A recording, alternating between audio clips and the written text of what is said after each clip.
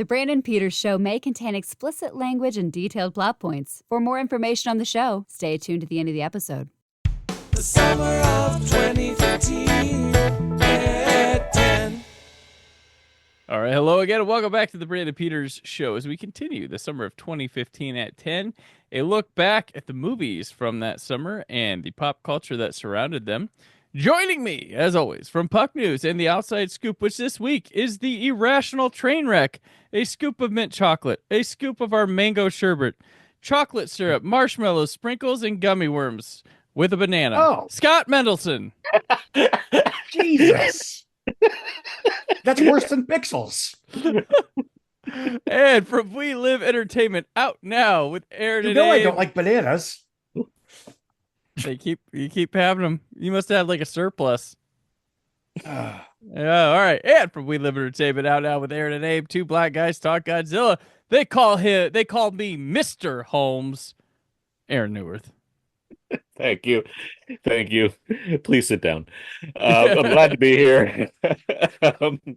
I look forward to making sure our deductions are very in order this week as we talk about the departure of Anthony and others. Yes. So this episode will discuss the films releasing July 17 to 19, 2015.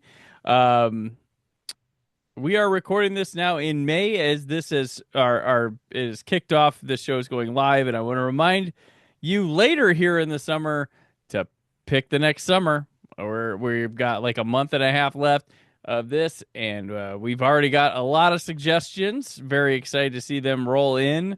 I want to do them all, but we're not. Some very good years and very good films in there. There's that Summer of '84 has been. I knew that would come up. I knew that one would be mentioned. That's the Ghostbusters, Temple of Doom, Gremlins, Killing Summer. Fields. Yeah, the Killing Fields. Killing Fields. Someone keeps just writing "losing it" in the comments, and I'm like, okay, Yeah. is that even a summer movie? I don't know. We had 1997. That was an interesting one. We will rock you, Amadeus. Rock you, Amadeus. Anyway, yeah. When does D2 come out? Is that a summer or is that like a spring? The Mighty Ducks? They're back, Jack. Yeah. I don't That's probably remember. like a spring movie, though. Yeah. Disney's probably not allowed to there. You want that to come they're- out while the kids are in school. That's not Yeah. a summer one. So Hey, here's the thing. It's along with the years we should be getting from the listeners. Let's see if they can ask us a question and then we can answer it like later on at some point. That'd be fun, right? Oh yeah. So like they respond to like this in May, and then by the time we get to like July, we'll give them an answer to that question. You have just this short time. This will I guess probably that won't be even done work by because this, that'd be now, so we'd answer it in August, I So guess. next year when we do it, we're gonna ask a question we're gonna ask like questions in May. They get answered in July. Oh, I That's like what that too. We go the reverse way. Yeah, so I remember. It's a real lake house situation. Yes, something's going on down by the lake house. That's June, right? Is that a June? No, that's like a July. It is. What was that? It is June. I was right. That was Was that summer. 2007 Is that 2007? Mhm. Yeah. Yeah. Wait, or six? Yes. Six. or maybe six. Maybe six. I think it might be. I'm like, I don't remember no Transformers and Lake House intertwining. Very important way to judge it. Hashtag that's my speed too. Fuck yeah. Yeah. 6. Correct. So continue to get those in. Continue your comments. We are reading. We are enjoying everything. Your enthusiasm and your personal sides to this program as well. Unfortunately, we Make don't. suggestions of what poster Scott should get for his wall. Yeah, let's see that. Let's start. Let's We go on need your a- Patreon. we need I a have an actual poster now. poster What is that? Like board? rejected X-Men? It's all the DreamWorks movies. Okay. Well, we need It's a gift. a clear-cut theatrical poster and a cardboard standee of someone behind Scott. So let us Losing it. Bolero. Killing Fields. Bolero. Well, that one Tarzan movie. So, is it the one with Christopher Lambert, right? Gray Stroke. Gray Stroke. Yeah. And that Tarzan as a standee. Yes. Smash that subscribe button. Comments like this will get us doing the summer of 2021 at 5. Yeah. Greystoke poster, John Voight from Runaway Train. It's cardboard standee. There you go. We'll do that. All right. Well, let's do as we always do. Let's start this out. We'll move on to the news. It's been a long day without news, my friend. I'll tell you all about it when I see you again. Sarah Hashimoris in the Los Angeles Times newsroom. It's official. PayPal and eBay will split into separate publicly traded companies by 2015 amid pressure from activist shareholder Carl Icahn. The move signals the end of a partnership in place since eBay acquired PayPal for $1.5 billion in 2002. Icahn pushed to separate the online marketplace mobile payment service after accusing 2 board members of conflicts of interest and raising other issues. All right, July 13th. Remember, we're in the middle of the Greek credit crisis. Eurozone agrees conditional deal to lend 86 billion euros over 3 years if Greece passes reforms. Did they pass them? I don't know. Get in the zone, Eurozone. That's what they're. All right. Enough of that one. Let's move on. I can't deal with that. Okay, you want to move to the next one. Same day. How many deaths happened? Sandra Bland is found dead in Waller County Jail, Texas, after spending the weekend in jail after a traffic offense. Her family disputes her supposed suicide. So do I, if I recall. Maiden name Epstein. No, I'm just kidding. I don't know. Shush. No. Oh yeah, traffic offense, and then you're dead. That's a bit. Good thing we fixed that. Hey, What was in that car? Netflix Unsolved Mysteries. Come on, let's do this. July 14th, the next day, an arms deal agreed between 6 world powers and Iran, limiting Iranian nuclear arms but ending sanctions. Okay. No strikes yet. World peace. Everything's going up. Gotcha. That same day, as that was agreed upon, Harper Lee's second novel, Ghost Set a Watchman, an early 1957 version of To Kill a Mockingbird, goes on sale in 70 countries. To rave reviews. I'm sure it's banned here for being too woke. But who knows? I don't know what you're talking about if you think you'd try to stop the publication of this novel. It hit bookstores 35 minutes ago. Woo! Same day, scientists from the Large Hadron Collider announced the discovery of a new particle called the pentaquark. Mm-hmm. To go back a second to Ghost Set a Watchman, there's got to be a lot of people that are also like, wait, Harper Lee's alive? Yeah. So probably a lot of people weren't putting that together. Like, what? That book, I read that in school. that author. Lazy bum took 57 years to get another book out. Gee. If I recall, and I'm going off memory, the book was a slightly more unblemished portrait. Mm-hmm. And there was also chatter to the extent to which she might have been unduly influenced to write it by the person that was her caretaker at the time, or something of that nature. Okay. Devious. Yes, met with rave reviews was an ironic statement. Oh, I know. On July 15th, Robbie Williams, he of the star of Better Man, the champion of the Great Gorilla Battle, or the Ape Battle of 2024. He's the one that won. He won. Yes, He was the last man standing. Yes, he announces he is returning to the boy band Take That. Thank God. That wasn't even in the movie, was it? The return to Take Back? No, yeah, it wasn't. No, because the movie ends before that. So. Right. The next day, sequel. Better Men. Better. Yes, the return to Take That. Better Man's $sign.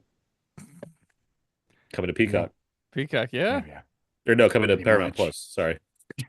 Next day on Tubi. No, just, that would make no sense. July 16th, scientists reveal first close-up pictures of Pluto sent by the New Horizons probe. That sounds goofy. Hello, Pluto. Okay, the critics responded, nothing special. Oh, Scott's joke was funny.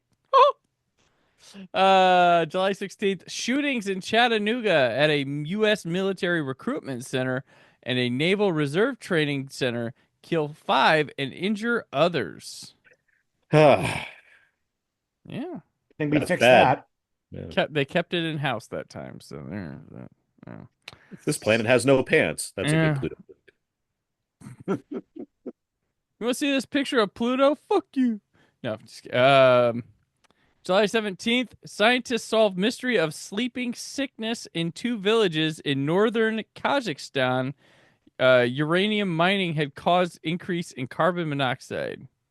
Oh, I thought it was because like an ancient cult stole their Sankara stones, but that's way better. No. Okay. That would, yes. All right. On July 17th, suicide bomber in Khan Bani Said, Iraq, kills 120. ISIS claims responsibility. I had a coworker, had a daughter. Her name was Isis, and yeah, the trouble they went through because of texts they said talking about their daughter, and also yeah, She must be a little icy. oof. There you go. Yeah. But yeah, the next day, July 18th, the Sun newspaper in Britain controversially publishes old picture and video of Queen Elizabeth giving a Nazi salute in 1933. Okay. Good thing we 2. fixed that. Yeah, because you can't just freeze frame people waving and it come off like that, you know? That's The Sun is nothing but That's a- reputable. yeah, and the Sun, yeah, that's a National Enquirer level of quality there. We've got that. And the subhead was, could she be the next James Bond?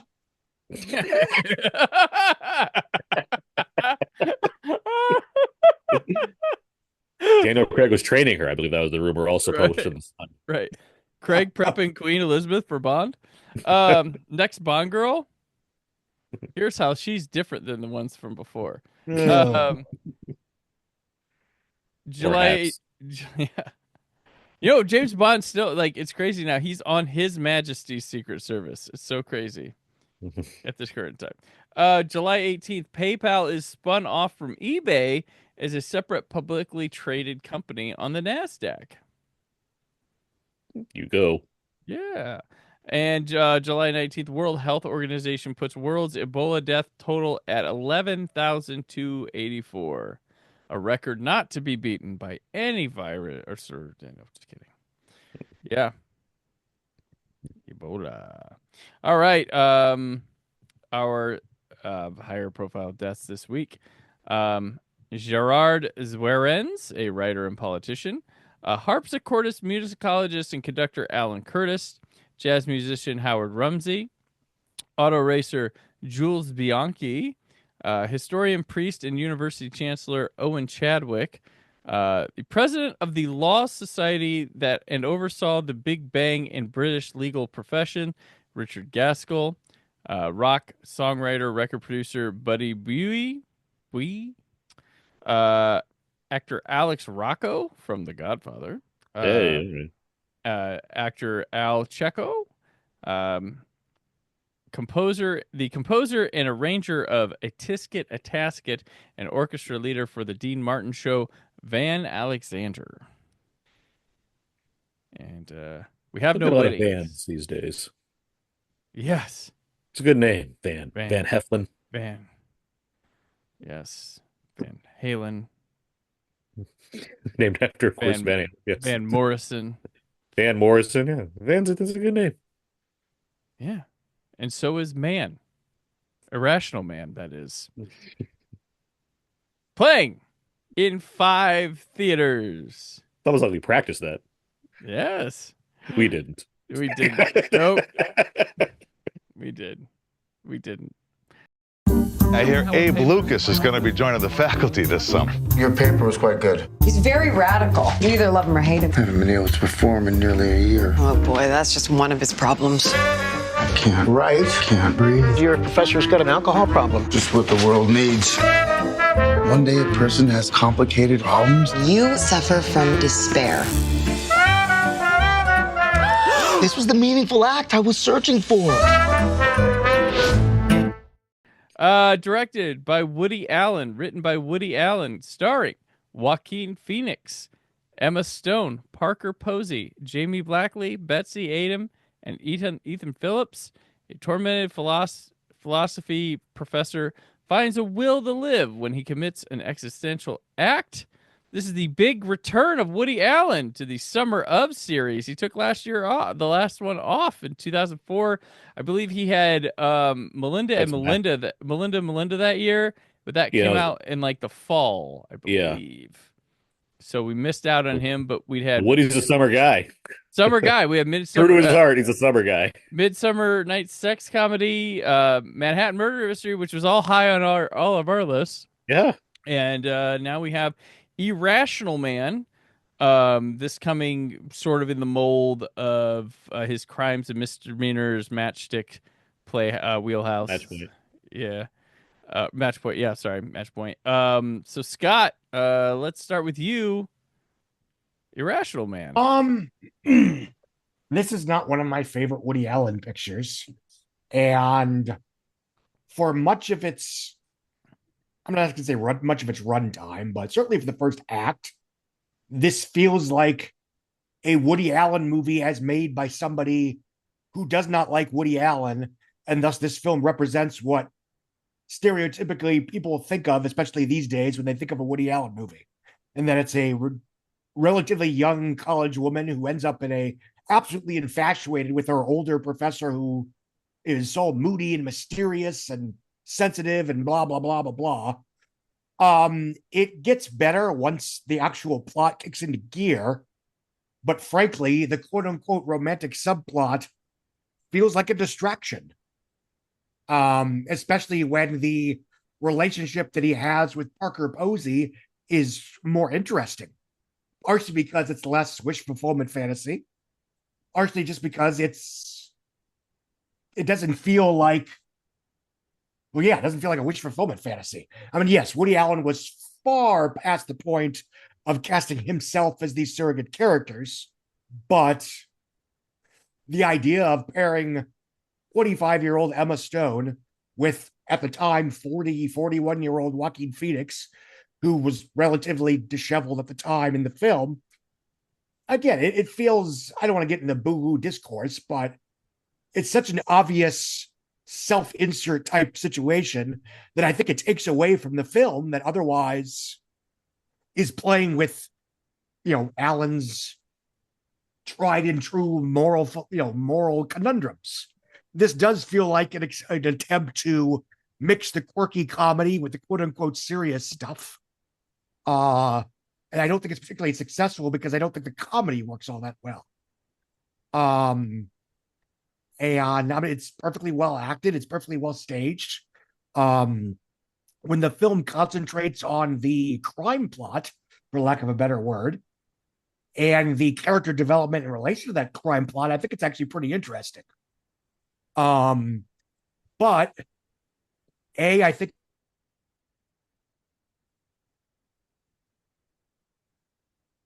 makes it feel like, let's try like Matchpoint, but happier and fluffier and more mainstream appealing in a stereotypical sense.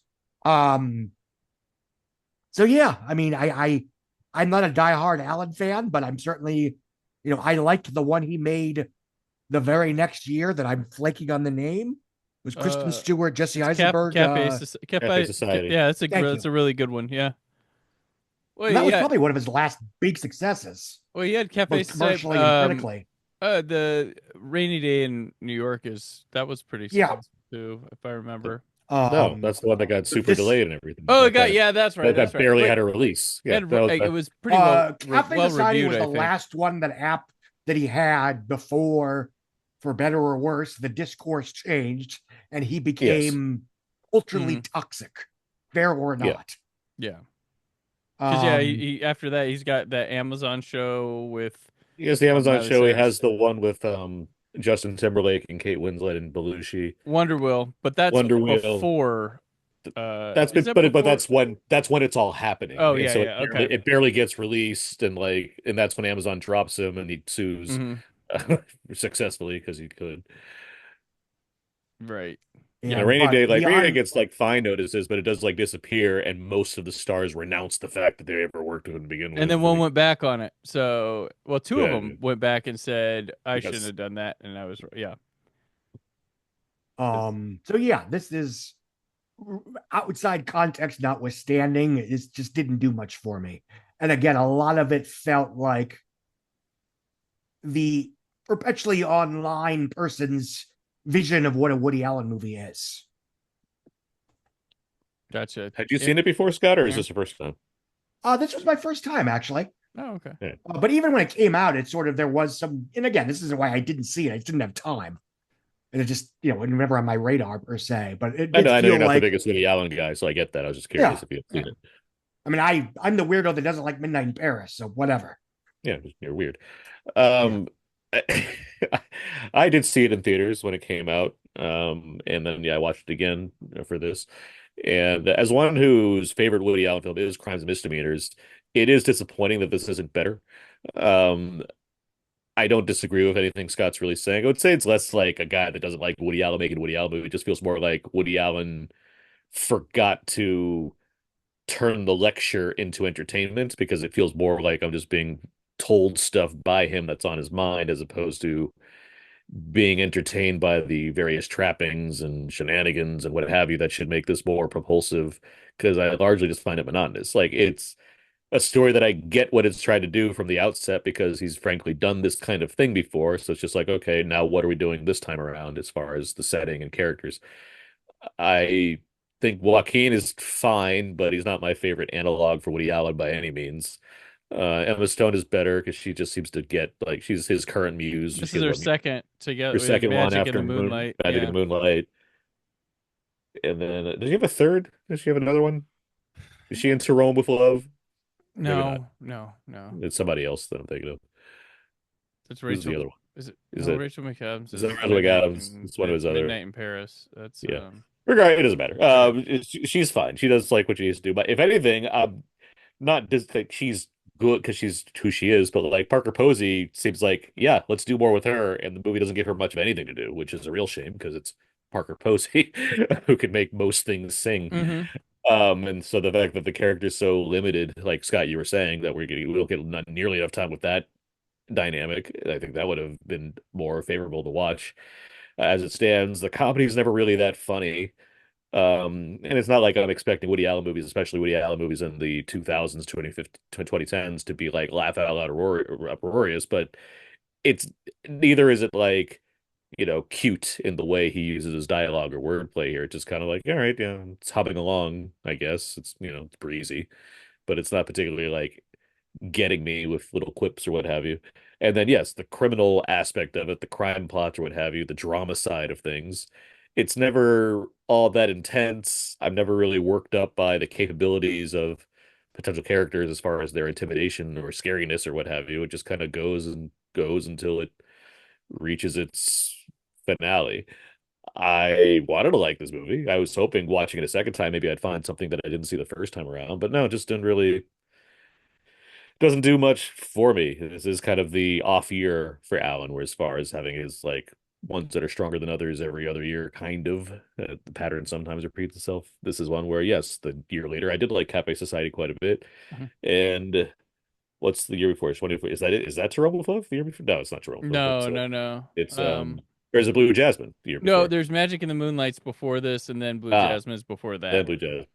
Yeah, Magic of Moonlight's another one. Jasmine's 2013. Yeah, that's right. So that's Magic. Which Magic of Moonlight's that's a Curse of the Jade Scorpion type. Yeah, and it's better than Curse of the Jade Scorpion, so it has that going for it. But I think that one's also kind of fine. Maybe I don't like Emma Stone Woody Allen movies, guys. maybe that's the problem. Right. But no, yeah, this one just doesn't do much for me. Yeah. I like it fine. I think it's good. Like the best stuff in it makes me feel like, oh, this would have been a better short. But there's, Woody is kind of like he's similar to Soderbergh in that they just act on impulse and make it now. This is the one I got. Let's make it now because it evolved script. Might have had something more interesting with the first hour or so, of the maybe 50 minutes of the film, where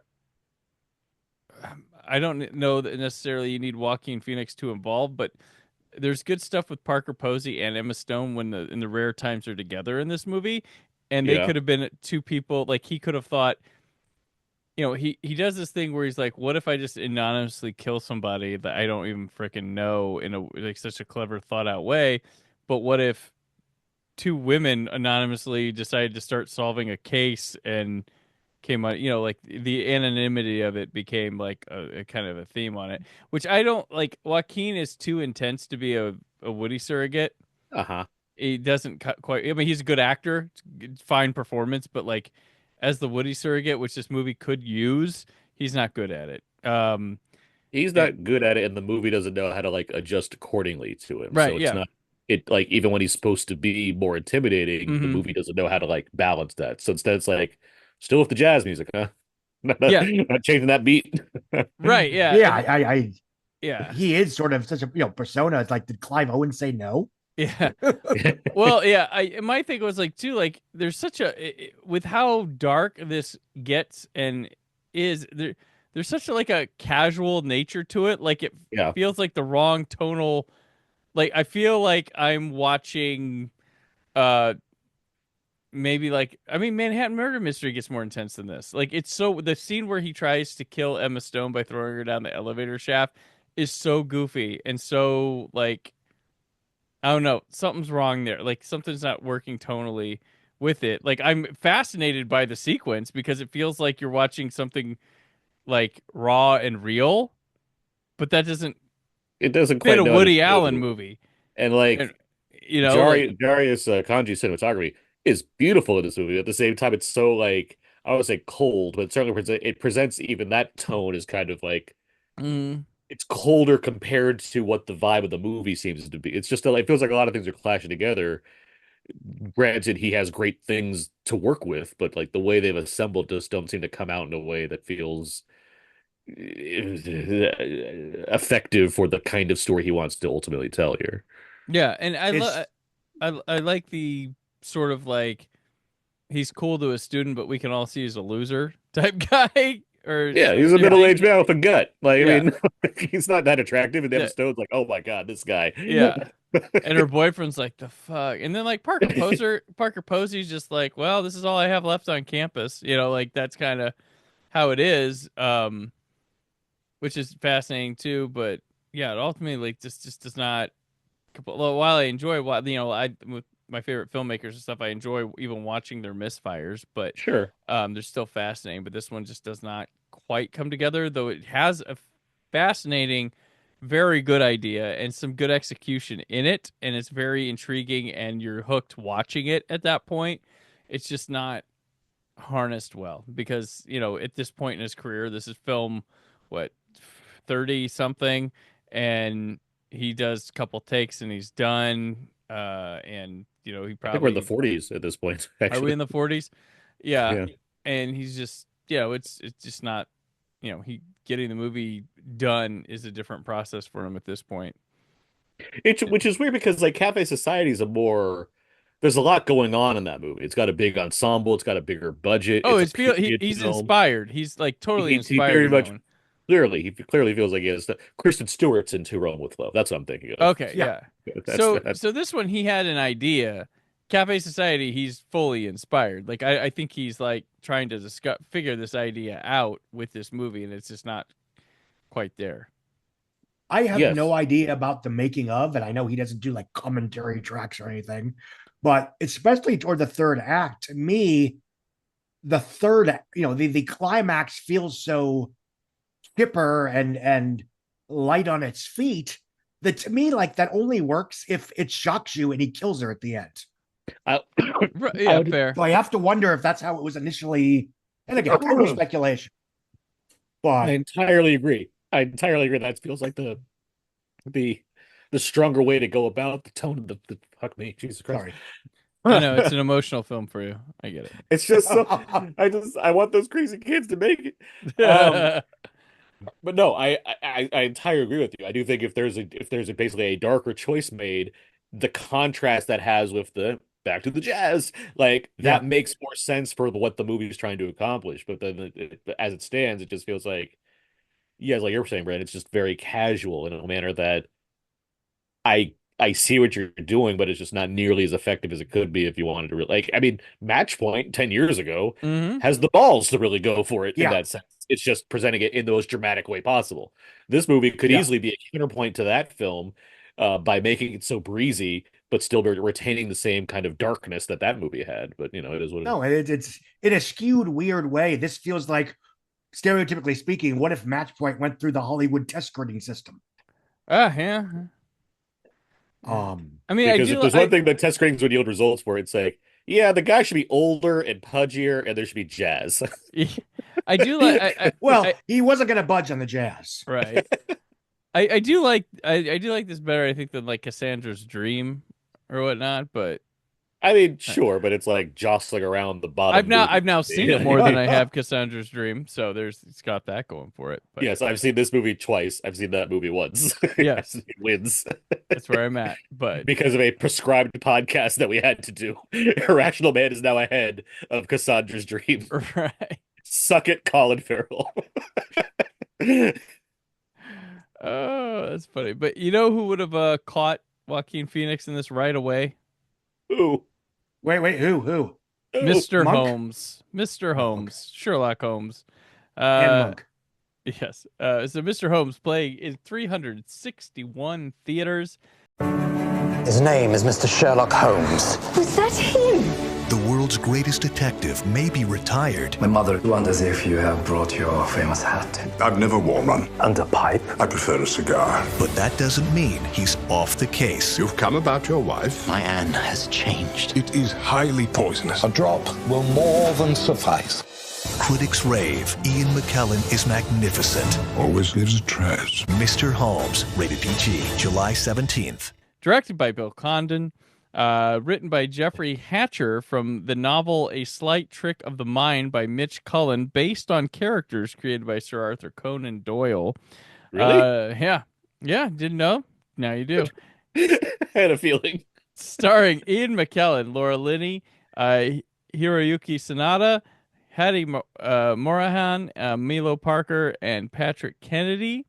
An aged, retired Sherlock Holmes deals with dementia as he tries to remember his final case and a mysterious woman whose memory haunts him. He also befriends a fan, the young son of his housekeeper, who wants him to work again. Aaron. Sherlock, or Mr.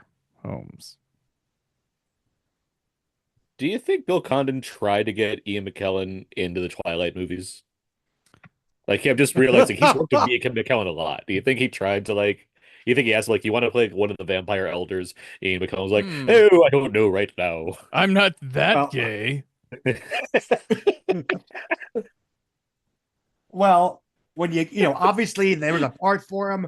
McKellen said no, and they went with, okay, Wendell Pierce. Yeah. I would play young Dakota Fanning.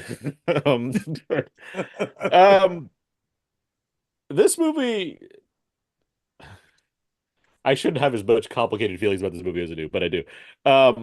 I was excited by this movie because it's like, all right, gods and monsters back together again. Let's do this. Okay, McKellen and Condon. It's a home story. Hiroyuki Sanada's in this for whatever reason. I'm curious what that's going to be about. Laura Linney, as long as she's not giving handjobs to FDR in the park, she's pretty much in the bag. What could go wrong of this thing? And the notion of older Sherlock, that's a Hyde, Hark, and Hudson reference, by the way. Everyone's wondering, like, what? Yes. Everyone's wondering, if you're telling me I'm going to see a story about old Sherlock Holmes who, like, his memory's failing him, that's a cool idea, right? Yeah. Like, that's in general, you'd be like, I want to see what that movie is. And so I was excited. I got the press screening for it. I was like, great, I'm going to see this movie. I was super excited about this. This could be a sleeper hit of the summer. Let's go see Mr. Holmes. And I watched it and I was so bored and I was so disappointed because it just didn't do much for me at that time. Not to say that like the pieces weren't there. McKellen's in the bag, of course. I'm always happy to see Hiroyuki. I mean, sorry, any winner Hiroyuki Sanada. Like, great, good for this. And the movie just didn't do much for me. So I was curious about watching it again, much like Irrational Man. And I will say things worked out better this time around than Irrational Man. Um, I like this movie more. I still don't think it's great or living up to, I guess, this amazing thing that I had in my mind about old Sherlock Holmes. But I did appreciate more of what it was aiming for. I think my main issue is it's like spinning a lot of plates for a film about old Sherlock Holmes. It has like four different kind of stories going on at once, and I'm like, why do we need all this? Like, let's strip this down a little bit more. I feel, I like the, like the main story of him and the boy is like fine, and then like the flashback stuff is like okay, cool. Like let's, and then but there's like other complications in the plot where it's like, I get we need more story, I suppose, but just like it didn't intrigue me enough to be more into the world that we're presenting here.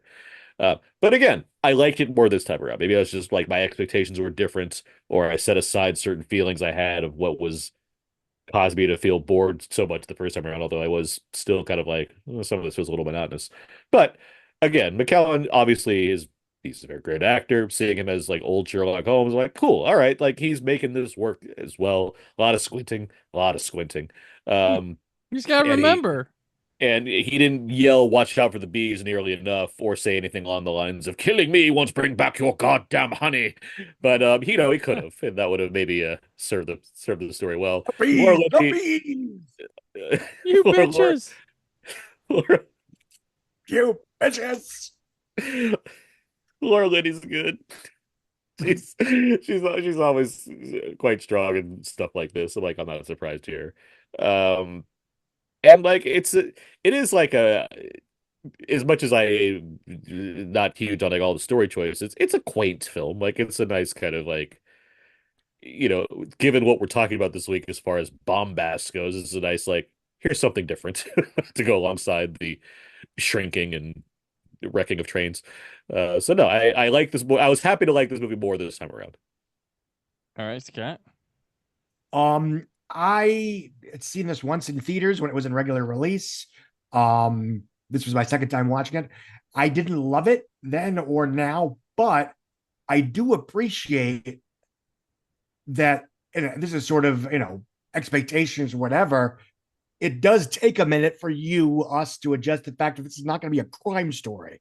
Sherlock Holmes is not trying to solve a murder mystery or a whatever. And this is really just a character piece. And I think the film doesn't shy away from seeing this great iconic character brought low by the ravages of age in a way that, to me at least, was more explicit than I was expecting. I mean, I don't know what even 10 years ago Ian McKellen looks like without makeup, blah, blah, blah. He was 75 when he made this, but he does not look like the ravishing Holmes of old, or even some of the older Holmes that we think of. Mm-hmm. And you're right, there are like 2 or 3 different past tense subplots where he's chasing metaphorical ghosts of his past. And they do pretty much come together in, I would say, a pretty satisfying fashion. But this is basically just a chamber piece, for lack of a better term. If I want to be nitpicky, I would say it's a little odd that Holmes, even in his old age, seemed to have missed the right way to deal with the young woman that wanted to kill herself, but whatever, that's the movie. Because yes, he was always sort of not confused. He was sort of challenged by conventional human nature, but that feels to me like a mistake a young Holmes would make. But whatever, the movie is the movie. On its own terms, it's very well acted. I think it's moving in the end. The third act reveals and the way that the storylines are resolved work. And it's just a solid little movie. I don't think it quite lives up to the hype of, Ian McKellen is old Sherlock Holmes. But I think that's also part of the movie, that it's give you a more realistic version of what that would be, for what that's worth. Yeah, that's fair. Yeah, this movie's fine. Like a decent movie. Like it checks all the boxes of being a competent, nicely, good film, good cast, good performances, some solid cinematography. I couldn't help but think when I'm watching this is it feels like something you'd catch on like PBS or BBC America. Like We it now doesn't. return to Mr. Holmes. Yeah, it feels like something that played in the past or was made for TV. And it's got the concept, as you mentioned, Aaron's killer. Like, that's awesome. What's old Sherlock Holmes doing? He's got memory troubles. He likes bees. Him and Watson have been away from each other for some time. There's like light conflict there with, I don't think he got that right, but,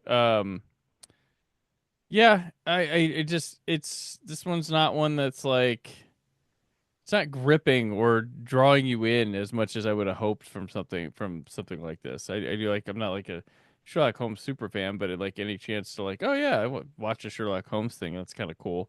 I mean, like I like where there weren't this. enough slow-mo fights in the mud. Like I like my Sherlock Holmes. No, I need laser blasters and all sorts of things, like and aliens, like my typical Hounds of Baskerville type stuff. But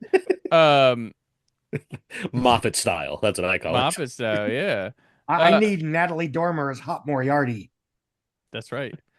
But like, yeah, it's weird because I'm like, this is fine, but I'm also like, it's a weird dichotomy here because I was like, this is fine. I remember this like, I remember like the poster being everywhere and stuff for this. Oh yeah, in the summer, here like, that one character poster. That one character, but like I it's like a distinct image. It's like doesn't even feel like iconic, but I'm like, yeah, I remember this. He's just standing there. Yeah, staff. Just standing there, Mr. I'm Holmes. glad you're all like in the middle on this movie with I, because I remember when it came out, people were like, I felt like I was so odd man out. Everybody else was like, oh my God, have you seen fucking Mr. Holmes? I'm like, yes, I did, and I did not like it. And you're like, are you crazy? This movie is a revelation. And I'm like, really? All right. Yeah, it's a movie that like weird. It's like both good and both also like if I like reaching for my phone to check things while I'm watching it type. Like it never succeeds at like fully engage, like grabbing me and be like, drop everything, Mr. Holmes is on. Like it's just like it makes me like every time I'm honey, there, we're not going out tonight. Mr. Holmes is on TV. I mean, it's paced at the Is age that of Will its Ferrell lead character. movie? Oh.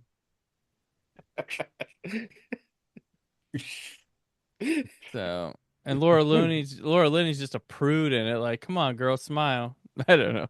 Well, that's another thing, and I've long been a Laura Linney fan, but like, I think first thing I saw her in was Mothman Prophecies, maybe, or no, Primal Fear, and I was like, yeah, I was like a fan of hers from there. But like, yeah, this is she gets to work with Ian McKellen type role. I'm gonna say Congo. I think is the first thing I saw. Congo. Yes. I probably would have been Congo, but where I took note. One of the early '90s Linney roles. I gotta look this up, but yeah, keep going. No, Congo was I mean, she came out of like nowhere for this leading role in this gajillion-dollar Michael Crichton sci-fi epic. Same with Dylan Walsh. Blockbuster star Dylan Walsh. Hey man, he's in Spider-Man's. No, that's Dylan Baker. Oh, Dylan Baker. Oh yeah, Dylan Walsh. Okay. Nip Tuck's Dylan Walsh. Yes. Jokes aside, you're not wrong in that, and this isn't even a criticism, but every character in this movie is absolutely miserable for 90% of the runtime. Yeah, that's why I think it's boring. It's just a sad film to watch. It's depressing, and maybe it's supposed to be, but hey, you needed to run into like Dr. Watson, who's like happy and confident. Well, I waited till the end of the credits, and it was neat to see Patrick Stewart with a mustache roll out as old Moriarty in a wheelchair. Oh yeah, he had a portable chest case on him. I will say one cute thing is the scene where they like watch a film of Sherlock Holmes, and it's played by the guy that was young Sherlock Holmes in the '85 movie. That's fun. Yeah, Charles, whatever is Nicholas Rowe.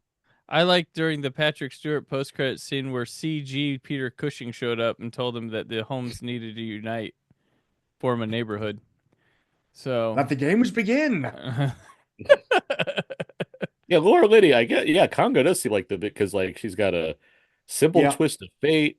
Bobby Fischer, she's like a teacher. Dave, she's in Summer Oh, of that's right. '93's Dave. Bobby Pitt. We talked about her in Yeah, It was big. both It of was those. Big Lenny Summer that year. We never even noted it. You even know the Big Lenny Summer. Lorenzo Zoyo was her first movie as a teacher.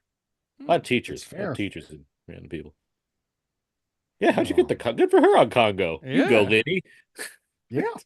And even then, like I was 15, like, that's pretty cool. And I didn't make a whole big deal about it because I didn't give a damn. But it's like, that's kind of cool. This big budget Michael Crichton movie happened to have a female lead and no one's commenting on it. That's You cool. didn't shout that fact to your friends and they'd be like, "Oh, you're right, Scott. That is cool." No, You didn't want I them wasn't to- that cool back then.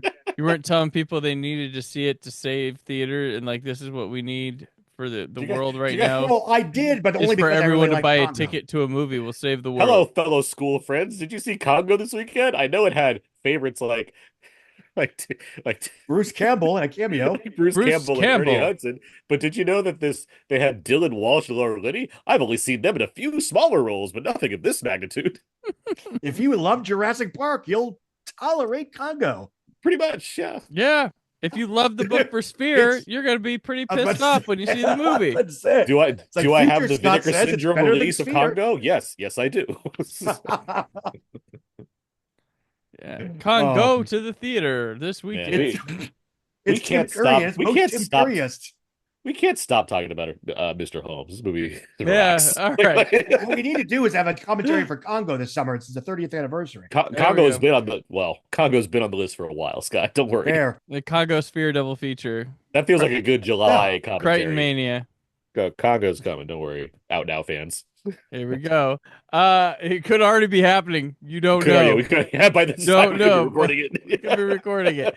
Oh, all right. So let's go ahead and move on to the TV ratings. For Has it this happened yet? Am I too soon? Did I miss the Congo Sphere double feature? Am I too soon? Just put down my sesame cake. Scott was just on Spear. That was it. That's what we find out. He didn't get Congo. All right. ABC tonight. The biggest stars and champions come out to celebrate the year in sports. The SB. How are you gonna do? Peyton Manning, Britney Spears, Richard Sherman, Vince Vaughn, Danica Patrick, LeBron James, Derek Jeter, and more.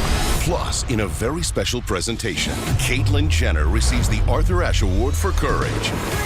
For the first time ever, the ESPY Awards are on ABC, live tonight at 8/7 Central. All right. So the TV ratings this week. Number 1, the Major League Baseball All-Star Game on Fox. Just one. This was the American League beat the National League 6-3 at the Great American Ballpark in Cincinnati, Ohio. I've been there. Let's see. Number 2, America's Got Talent, Tuesday on NBC.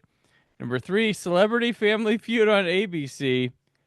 This week it was Rob Gronkowski versus Holly Robinson Pete, and Bill Engvall, Scott's favorite comedian, versus Keke Palmer. Wow.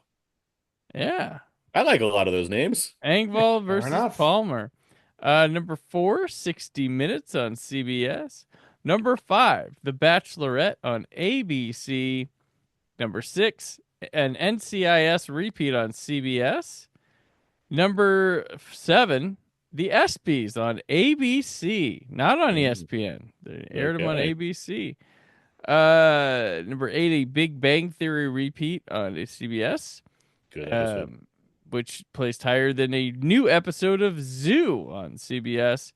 And the last, number 10, America's Got Talent, Wednesday on NBC. America does not have that much talent. To update on Hannibal this week, it did not air on Thursday. It got moved to Saturday night, where it did a 0.7 rating, 1 share, and 1 million viewers. Hashtag save Hannibal. Season 4. They co-aired it on Nickelodeon. It was part of New Snick. Yeah. Are you really afraid of the dark? It was on Nickelodeon, True TV, and HLN. That simulcast.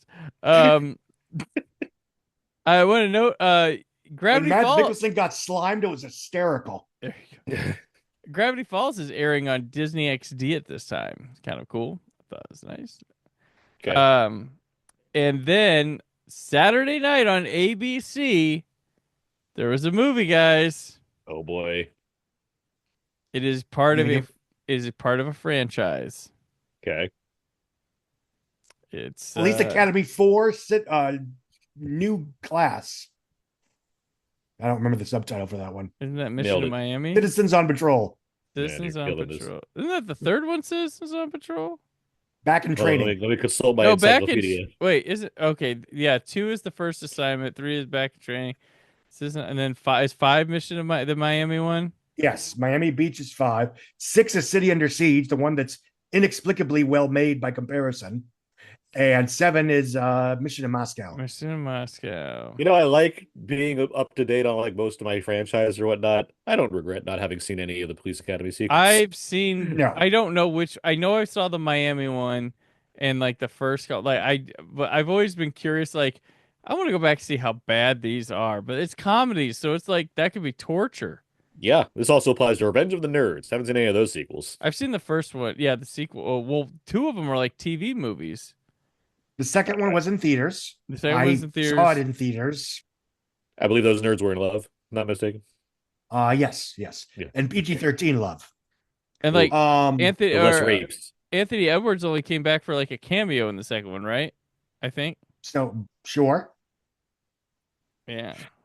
The one thing about the Police Academy, well, 2 things about Police Academy films. First of all, and I'm not the first person to say this, it's Top Gun is basically a remake of Police Academy. And that's neither criticism nor compliment. And Police Academy movie here, theme song here. And I've never understood how that happened. Because it's got a banger theme song, but the movies aren't good. Okay, so this movie is not Police Academy. It's not one of the Police Academy ones. All right. Caddyshack 2. Yeah. It is a franchise. It is the second film in the franchise. Son of the Mask. Jesus Christ. Jesus Christ, what? Oh, Medea's family I'm kidding. No, it's okay. Second film of the franchise. Boy, it's an action franchise. No. Okay. Comedy franchise? No. A horror franchise? Nope. A sci-fi franchise? No. Sex and the City 2? No. Aired on ABC. A rom-com franchise? No. What am I not hitting here? Rocky 2? Fantasy YA. Okay. Oh, Divergent 2. Harry Potter and the Chamber of Secrets. Thank you, Scott. There we are. I was trying to think of the fucking name, but Scott's yelling out all these random titles at me. Harry Potter and the Chamber of Secrets. I don't know why is the Divergent first. Yeah. You said Divergent 2. Which is, I think, Allegiant or Insurgent. Insurgent. You would know. Come on. Yeah. Allegiant Part 1, obviously, Yes. Scott. Part 2, any day now. Go wait. One day Scott's going to get it. One day Scott's going to come home and say, AI, please make me Allegiant Part 2. I'm sure fan sites have done that. Starring myself in the Miles Teller It's role. not funny if it actually gets made. It's a little funny if it gets made. Like now, that's a little funny. A lot funny. They're all inexplicably 10 years older. They need to they do an animated version. And everybody you do it when they're 10 years older. That's hilarious. 2 weeks. They do a not recap, and then put 2 weeks later. Yeah, and no addressing it whatsoever. Yes. Oh man. Why is Miles Teller balding now? Yeah. that movie would be a nice train wreck. Ansel Elgort's somehow taller. Oh. Look at us. Look how cute we are. Disgusting. I want to puke on us. From the producer of Bridesmaids. I'm just a modern chick who does what she wants. And relationships aren't my thing. I think we really like each other and we should start dating. No. No. This is not your mother's romantic comedy. I might actually like him. I don't really like to spoon. I'm a light sleeper. I think I'm gonna head out. Are you comfortable? No, I'm not. Trainwreck, rated R. All right. Trainwreck, directed by Judd Apatow. Written by Amy Schumer, starring Amy Schumer, Bill Hader, Brie Larson, Colin Quinn, Tilda Swinton, LeBron James, Ezra Miller, Amari Stoudemire, John Cena, David Tell, Vanessa Bayer, Randall Park, and plenty of athlete, comedian, and actor cameos. A commitment-phobic career woman who has always thought that monogamy was impossible must face her fears when she meets a good guy. Scott. Trainwreck. This may be the most time capsule movie we talk about this summer. I doubt that. I'm sorry? Oh. Go on.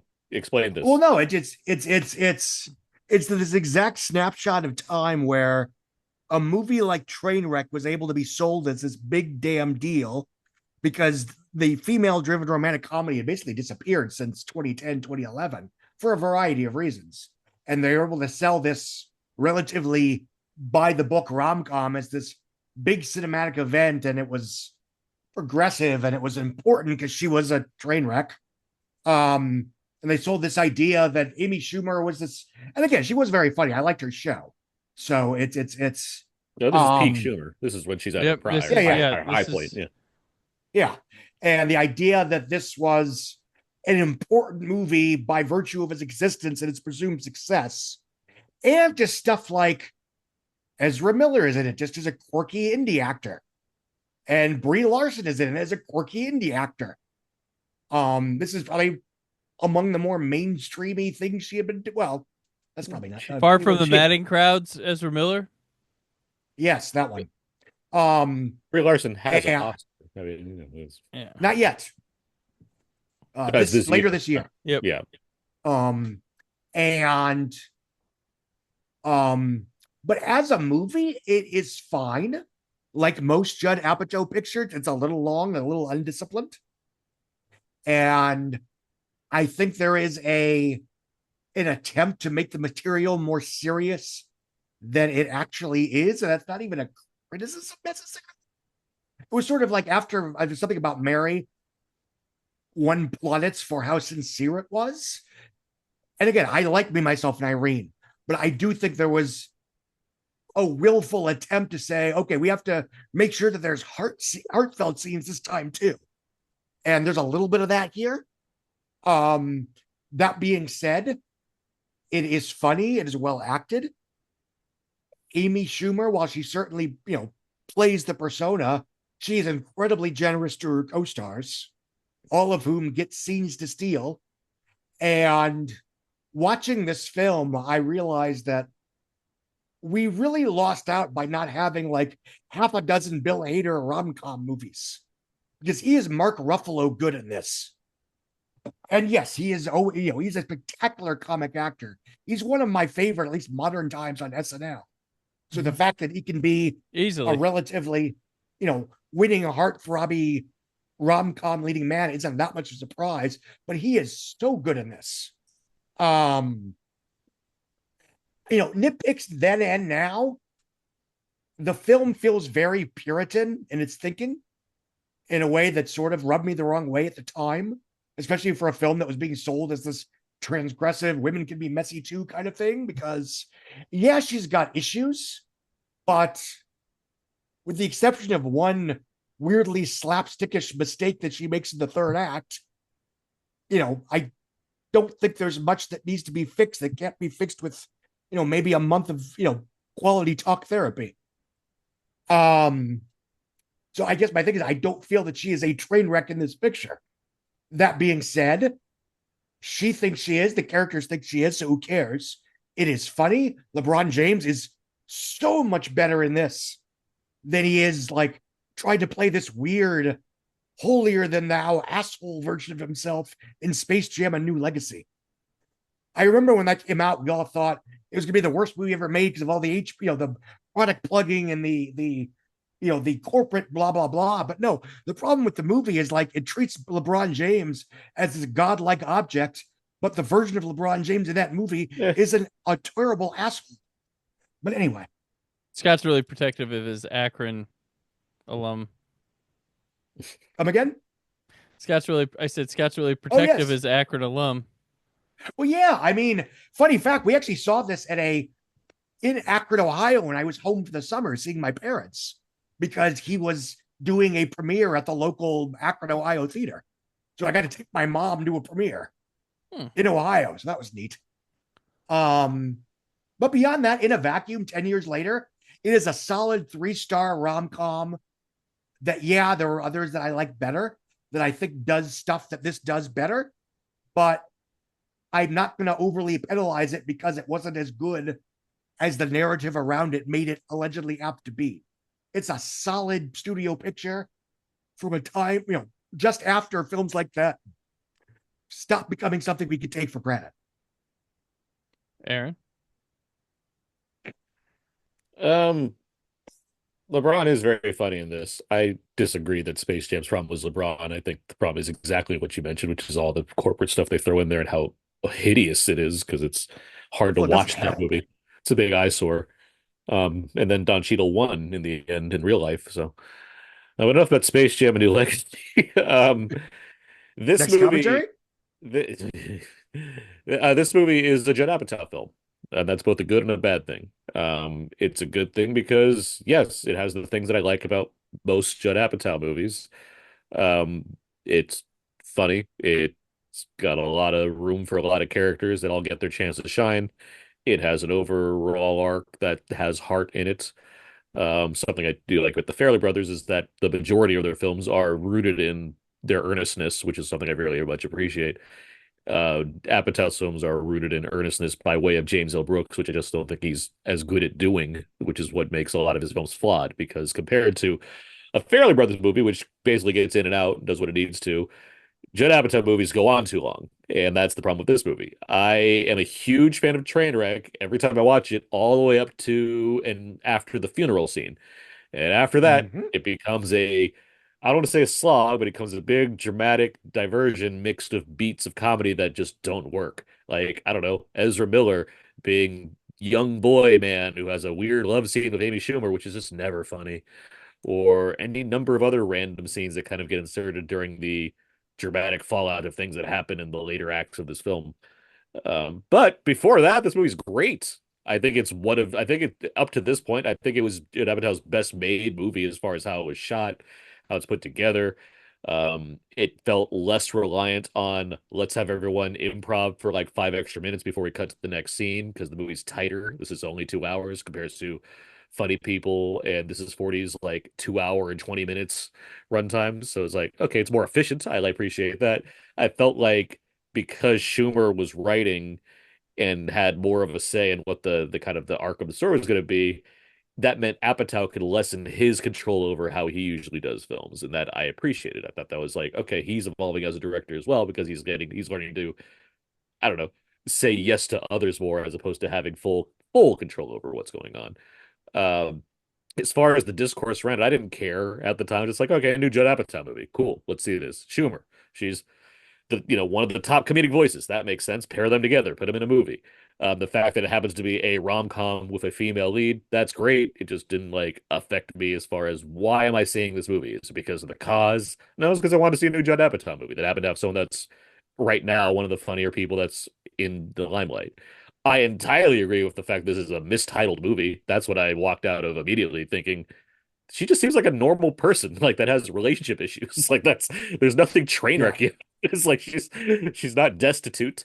She's not like an alcoholic. She's more like, oh, I should probably just clean up my act a little bit, and maybe things will work out slightly better than they already seem to, since I'm a successful writer that has like a family that cares about me. Like, it's just like it's like it's a real white person problem movie as far as that goes. Oh, I live in the city, but I woke up in Staten Island. Uh-oh. Like, real issue for me today. Meanwhile, my friend David Tell lives on the street, and I don't help him. Um, Another white guy who seems completely fine with his homelessness. So, no, there's a lot of fun to be had in I think the first like 90-ish minutes of this movie, and it's not like the last like act is like god awful and I can't stand watching it. It's just more of, it seems it's like it has a lot less going for it comparatively. Where the opening you have not only, I mean, like Schumer's good, Hader's great, as you're saying, Scott. John Cena comes alive in this movie. He is so much fun in like the three scenes he's in here as Well, like this. he had this, and then he'll have Sisters at the end of the year too, Yeah, which is he like starts becoming coming out here. yeah. It's just as reliable comedy guy before he even tries to do. I don't even think he really tries to do like action again, at least in a big capacity. Like he does action comedy, but he's not doing like the Marine anymore. He's doing like I'm going to pair myself up with somebody and be funny, like, and he's really funny here. And so is Mike Birbiglia, who kills me in this movie. Also, he's just as Brie Larson's husband. And Colin Quinn. Colin Quinn is so good in this movie that it makes me sad that he has to follow the tragic arc of father that dies because he's so like there's so much good that comes out of him, and and that's why like after the funeral, I think the movie gets like just worse by comparison because the whole scene of Schumer talking about Colin Quinn and saying he's both a guy that like has offended everyone and was also everyone's favorite person. That's not only like touching, but it's so real. No, It's such a the thing good I way was to describe gonna that. say I like about the funeral scene is like he's not there, but he's totally felt like there. Yes. Like they do such a good job of like making you feel like you were a person at the funeral too. And the movie subtracts him at that point. You're like, I get it as far as the story goes, but it's like that sucks because he's not here anymore. And it's like that's sad. And it should be sad as far as oh, we feel bad for the characters. But the way they compound drama on top of these things, as far as like Amy Schumer's life and things that get in the way, that again, like they're not like if it like actually made her into a train wreck because of like her father passing or something, like maybe there's something there. I don't know. It's just like I want to like this movie more, and it like literally has a stopping point for me as far as how much I'm liking it every time I watch it. Well, and that's also the point where, she gives a wonderful speech. And then right after the funeral, like she has a conversation with her sister where she makes a very offhand and I would argue not offensive, like basically, do you want me to take your son for a minute so you can, otherwise? And it turns into this big brouhaha and she is entirely blamed. And like that's the third act downfall. And again, it's weird because in a weird way, the film is a victim of the very thing that to a certain extent it was trying to be against, which is the double standards in terms of how men and women are judged, in that she is fine, but she's considered to be this unholy mess, which, obvious statement, when fucking What's Your Number is less judgmental than this film, that's weird. I was gonna say I back when this came out, I was a really big fan of this film. I liked it quite a bit. Watched it more than a few times. My wife really liked it a lot. But like going back to it this time, I was like, oh yeah, this because you point that out, Aaron. Like her dad died. I'm like, oh, we're about done with the 40 minutes left. Oh, I was like, I don't like, and I was like, all that stuff didn't like a lot of it didn't stick with me and stuff. Though there's some good Bill Hader material with him and his like losing sleep and stuff with the Amari Stoudemire surgery and whatnot. But this is inside of like the How to Lose a Guy in 10 Days type of playbook, but except like it's one sided instead of the both of them at it.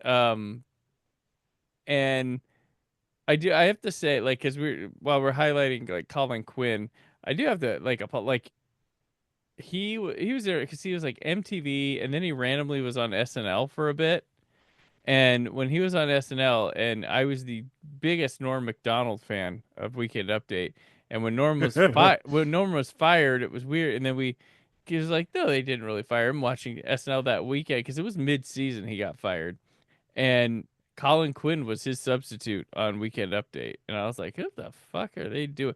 But years later, and seeing other things Colin Quinn had done, he was totally made for an update. He's totally good at that stuff. I was just young, bitter, whatnot.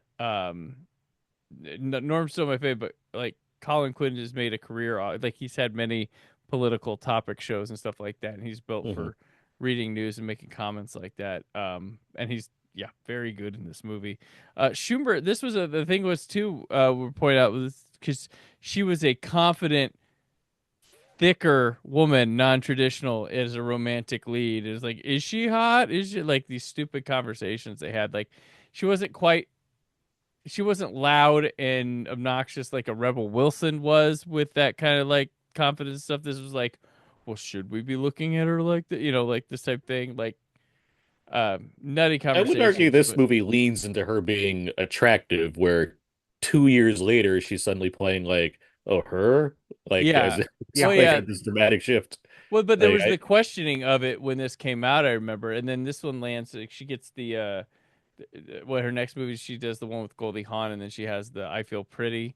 Kind of what based off the success of this one, she lands those. But those lean more into her being like they're making fun of they're acting like Tina Fey acts about herself on 30 Rock, where she depicts herself as unattractive. Where this Right. movie, I don't think, is leaning into that idea. It's leaning into, she's just a girl in New York. Oh, I meant the outside selling it, not this movie. Yeah, the trying to online sell discourse. That. The online, the discourse Okay. is what I was talking about. Yeah, with that. But I think this is really, yeah. Bill Hader, excellent, and like just watching the career trajectory. I mean, because this guy goes from SNL doing these.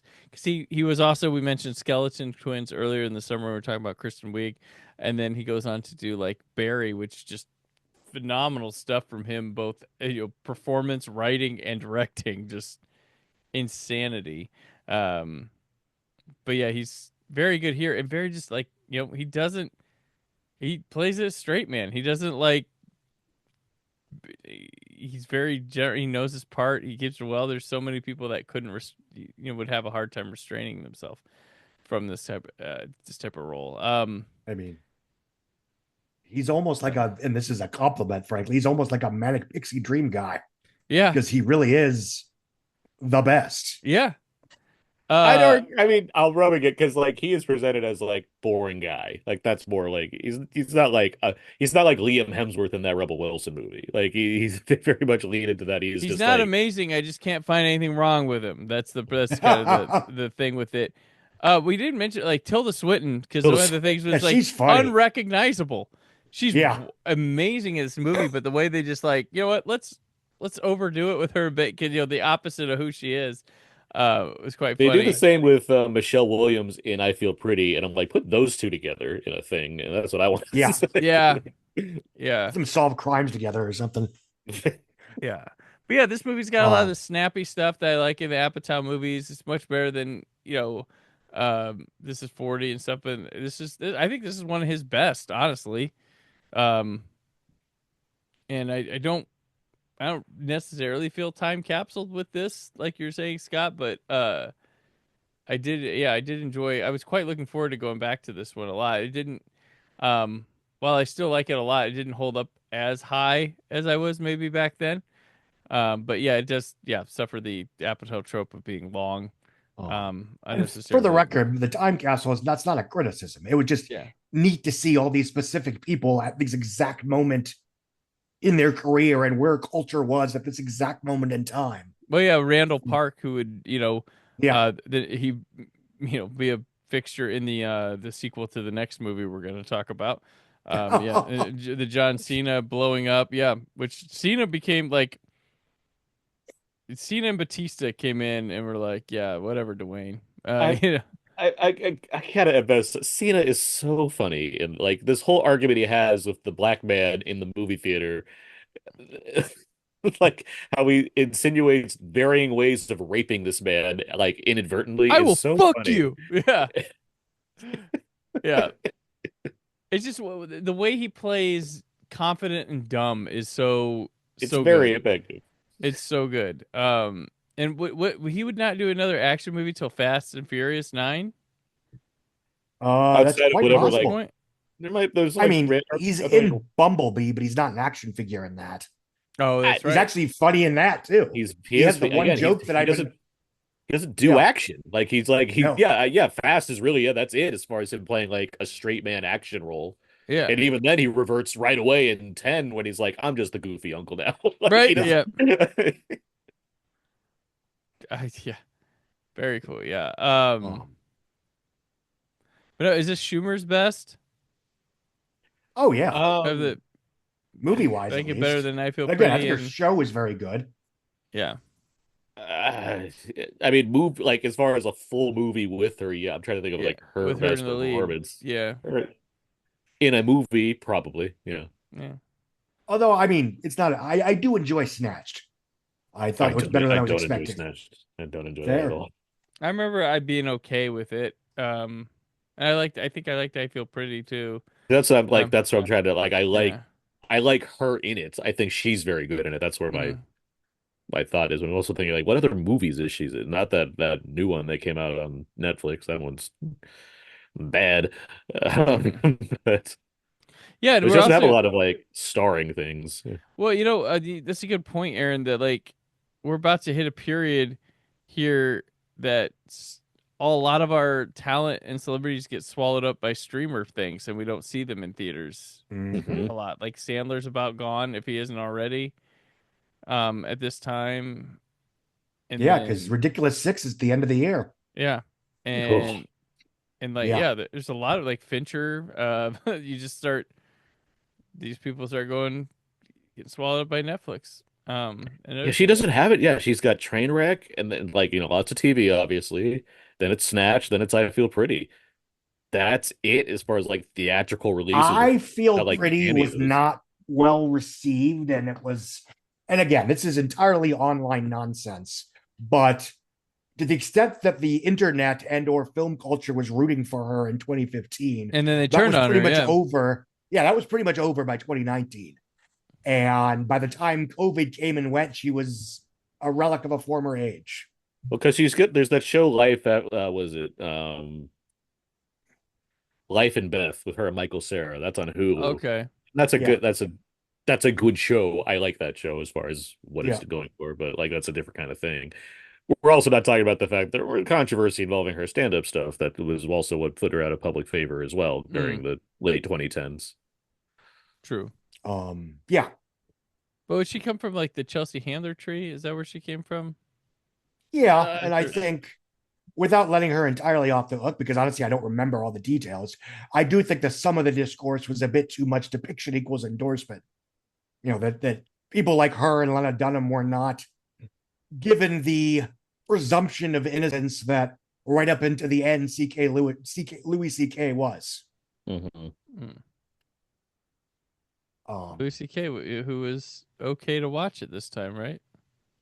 He's turning out Louis still on FX. He had Louis, which is blowing our minds, which was some crazy TV, and then which hasn't stopped being a good show, despite the fact it's still that a great show. It was a great hard show. to deal with Louis, like, but shit, it is autobiographical. Damn it!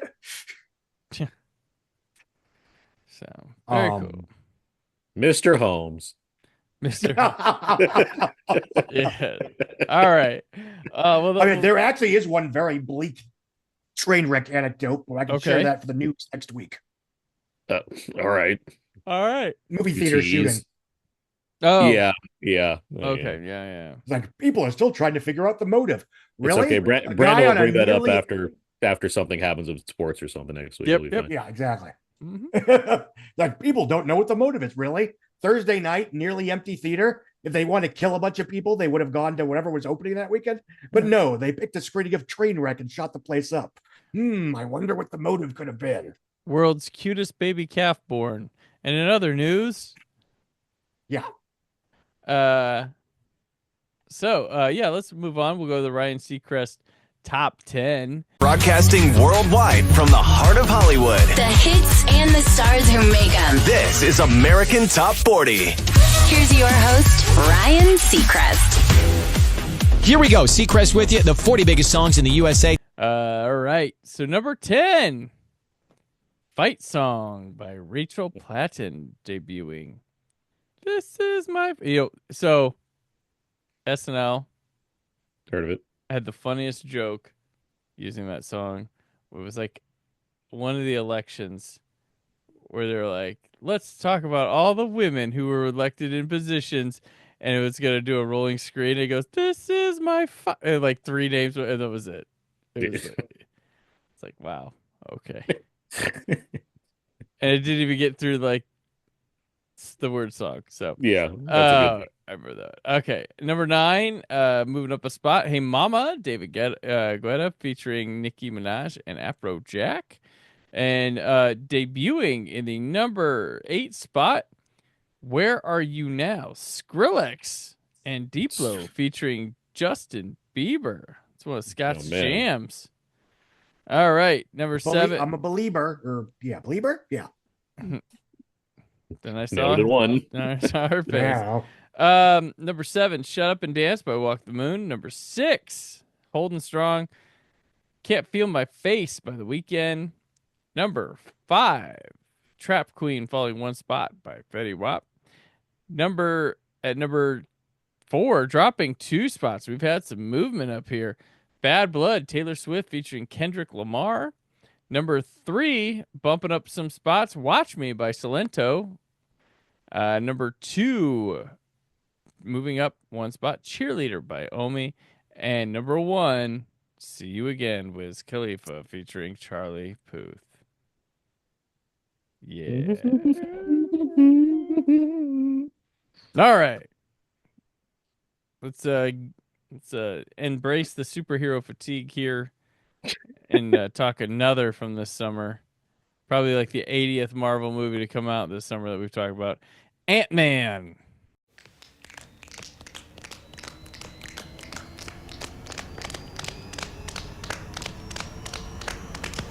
Ants.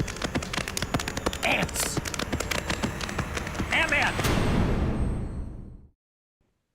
Directed by Peyton Reed. Written by Edgar Wright, Joe Cornish, Adam McKay, and Paul Rudd. On a story by Edgar Wright and Joe Cornish. Based on the comics by Stan Lee, Larry Lieber, and Jack Kirby. This one stars Paul Rudd, Michael Douglas, Evangeline Lilly, Corey Stoll, Judy Greer, Bobby Cannavale, Michael Pena, Tip T.I. Harris, David Dashmalchian, Abby Ryder, Fortson, Wood Harris, Haley Atwell, John Slattery, Martin Donovan, Garrett Morris, and Anthony Mackie as the Falcon. Armed with a super suit with the astonishing ability to shrink in scale but increase in strength, cat burglar Scott Lang must embrace his inner hero and help his mentor, Dr. Hank Pym, pull off a plan that will save the world. Aaron. Ant-Man. I hope by the time this comes out, if it's not the main trailer that plays before this, that you somewhere insert the trailer of Paul Rudd and Michael Douglas just slapping their knees and saying, ants, ants. It's the best trailer Marvel has ever produced. Why this has not been repeated for the preceding sequels. Like, that trailer is better than all of Quantumania. Like, it's amazing. Like, it is 30 Most things seconds of are. joy. That should be in the show notes. I know when this comes out, I will be posting that link every fucking where possible because it's so funny. Ant-Man is a film that it's like at this point I'm like, it's a new MCU movie. I will probably enjoy this. However, I couldn't not like think of the times it could have been when Edgar Wright was involved on this, and for the decade he was involved on this, seemingly, and only for him to get kind of shoved out because reasons, and always reasons that make sense. I'm a filmmaker that has a lot of specific style I want to do. You're a movie studio that wants to connect all the dots and make things connected into this larger universe and have all these requirements. Obviously, yeah, the two things just aren't going to mesh as well as one could hope. Edgar, can you put the Falcon in your movie? So it's like there'll always be that kind of waning, like, I wonder what that movie would have been like. That said, this movie, Ant-Man, is a perfectly serviceable MCU movie. I've always felt that way. I feel the same about the sequel, less so about Quantumania. But like, it's the kind of thing where I appreciate the blue collarness of it. I appreciate the we at this point where we also have like Daredevil and the street heroes things. Ant-Man is like basically that. It's just glossier because it's an MCU movie and not a Netflix TV show. And I like that. I like as a way to differentiate us between, a kickoff summer movie where characters are beaming at each other while a whole city literally hangs in the balance. Now we have like Paul Rudd's an ex-con who can't even hold a job at Baskin Robbins, and he has to rob somebody. Like, it's such a silly, effort to go alongside the rest of the MCU that is only aided by the fact that this cast is really game for this stuff. I mean, that's the biggest. I mean, I don't want to keep bashing Quantumania, but that's the biggest problem with Quantumania. It's like, what if we took all the stuff you like about the Ant-Man movies and said no, and didn't have them anymore?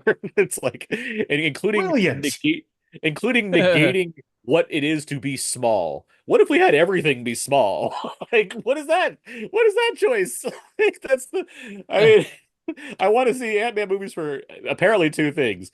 Michael Pena and the crew having a fun time with Paul Rudd and seeing him turn small or big in various. If you move all of that, I don't know what you're doing anymore. This movie has all that.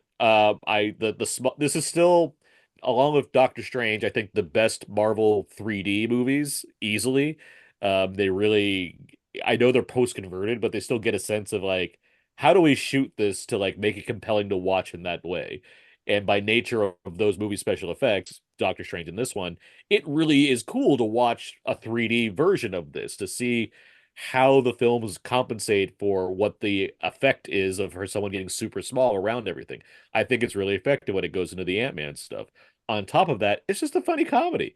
Like having McKay and Rudd kind of doing whatever they and Reed for that matter, doing whatever they did to whatever the script was before and making it more into a jovial heist movie. It works for what this is. It's not asking too much of the audience. It just wants you to kind of get the idea of there's this thing and he does he's a con, he has shrinking abilities, and here we go. How do we make that compelling? Yeah, we'll just throw in a high, like this is one of those where much like Winter Soldier, it's like, yeah, it's 3 Days of the Condor, but with superheroes. And this is like, it's, whatever, Ocean's 11, but with superheroes. Like, is it really a heist movie? Not really. Like, they try to like steal something, I guess. Like, but it's not like very elaborate in that manner.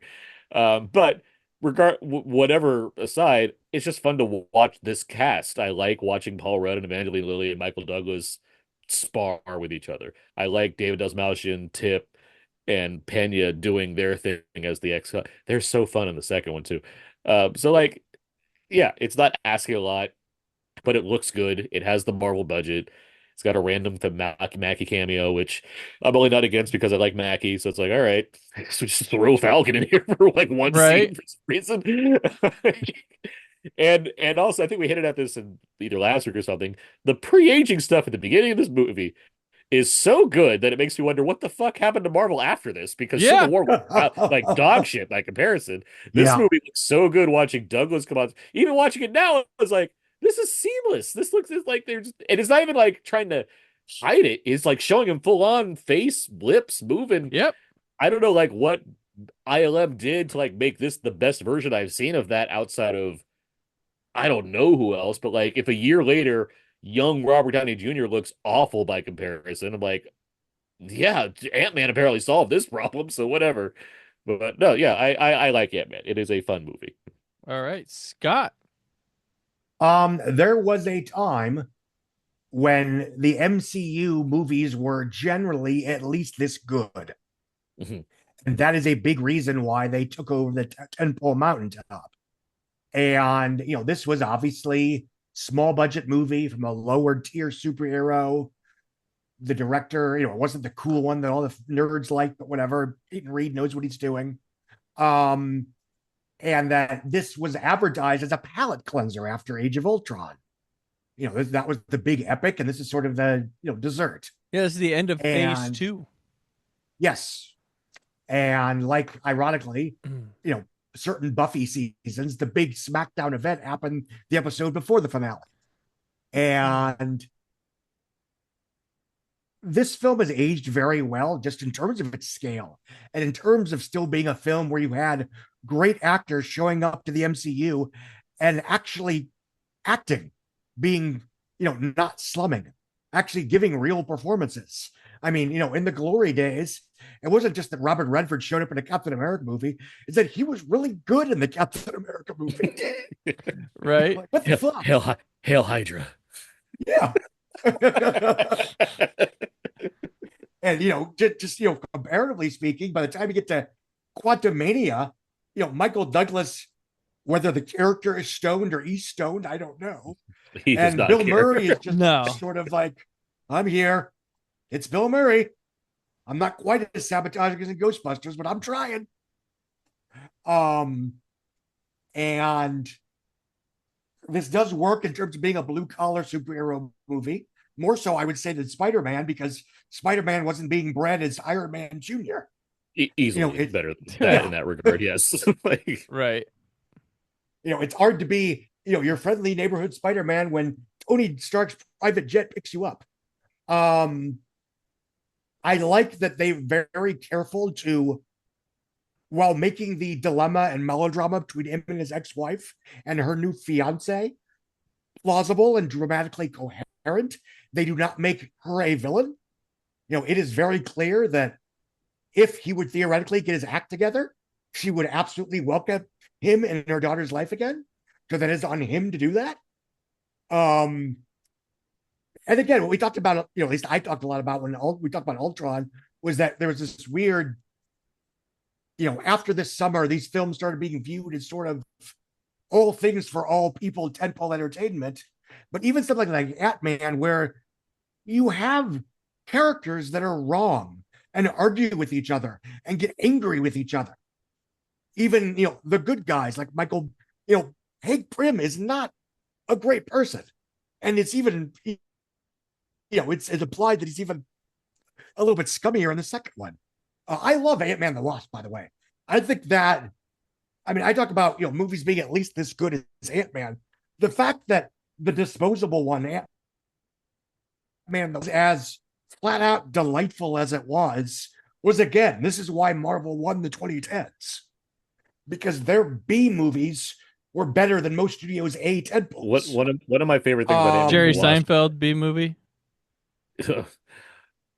Yes. One of my favorite things about Ant-Man and the Wasp is that you mentioned Carnivale and Greer and the daughter, like that dynamic. It's such a cool upgrade in the second one where they're just like they're a functioning family unit that has issues like a real family unit would have, where you have an ex-husband and a child that has to go back and forth and what have you. But they're all rooting for each other, and they're all very supportive. That's the other thing. They're all very supportive of each other in the process. It's a wonderful. Let's remember this is a sequel situation, so they're not just doing the same damn arc all over again.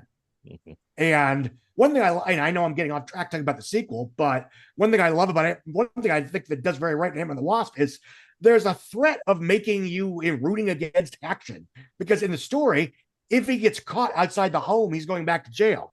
We don't want that. Ergo, do we really want him having all these wacky adventures? But by having his daughter saying, I know what you're doing, and I want you to be doing this, even if it means you might go back to jail, that puts such a relief on the escapist action adventure sequences. There's a bit toward the end where he's, giant man, he's whatever, and they cut to the daughter, and she's got this big stupid grin on her face. It's like, okay, if she's gonna root for this, so can I. But back to the first one.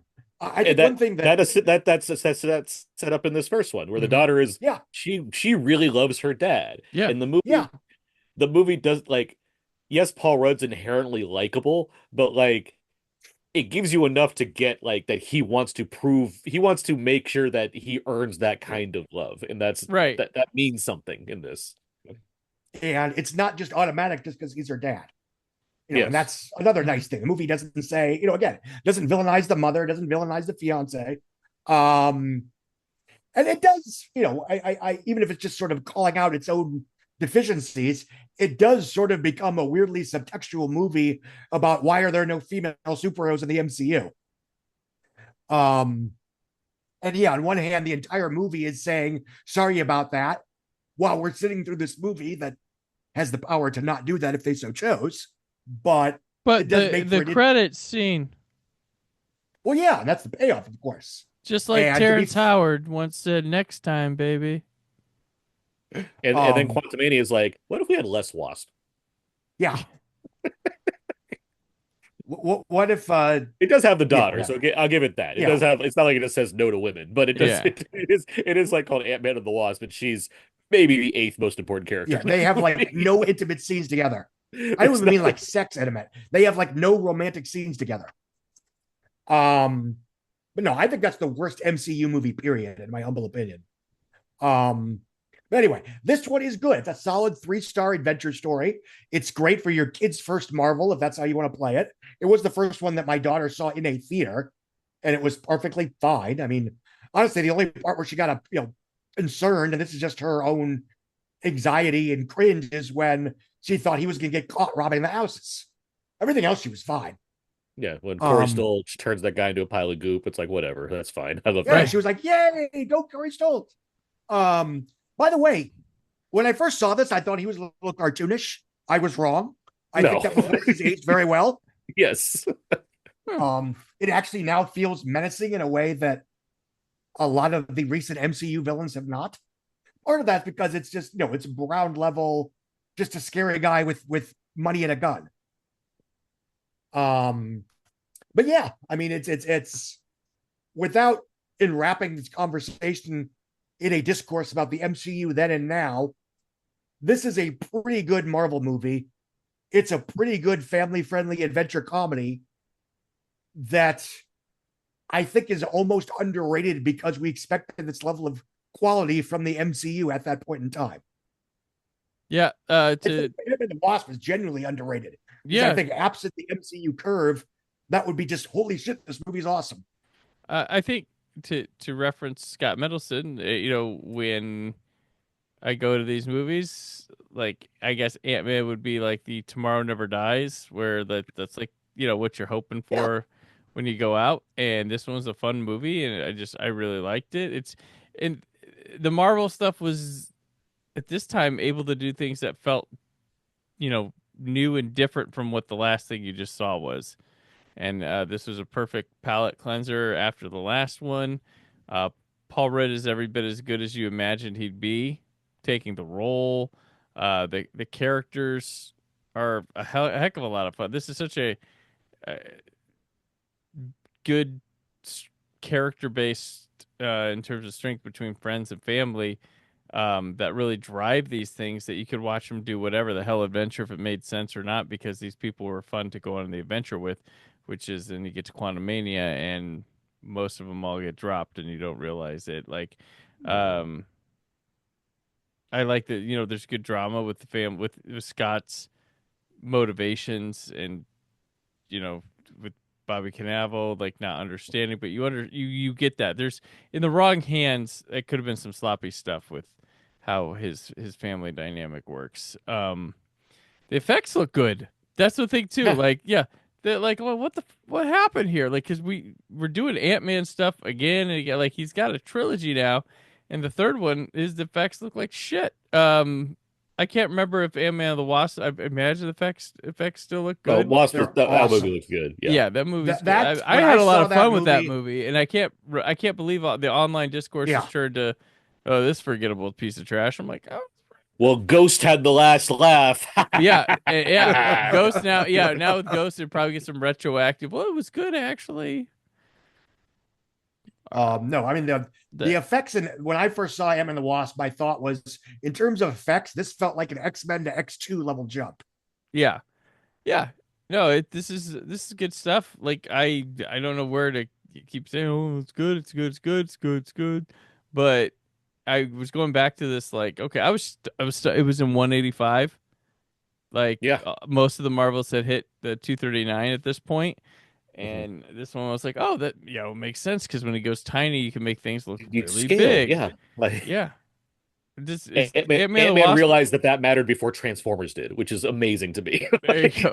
Is Ant-Man and the Wasp shot that way too? Is it in 185? I believe so. I'd be surprised if it wasn't. Yeah. But yeah, this is just a solid little piece. It sucks that Edgar Wright couldn't do. We can't see what he was gonna do, but understandably. But yeah, this is kind of one of those ones. It's funny how, like. Oh no, it's 239. Oh, okay. We had this thing, like, with certain Marvel movies, like they'll show up for this and this, but not this or this one or that way. We were kind of figuring that out at the time around the Ant-Man, where it came out, where it was like just seeing like the box office numbers for these and being like, oh, why don't they go to this, but they don't want to go to this, or this one's, I guess they wait for these, or it was interesting to see what hero series does what and why.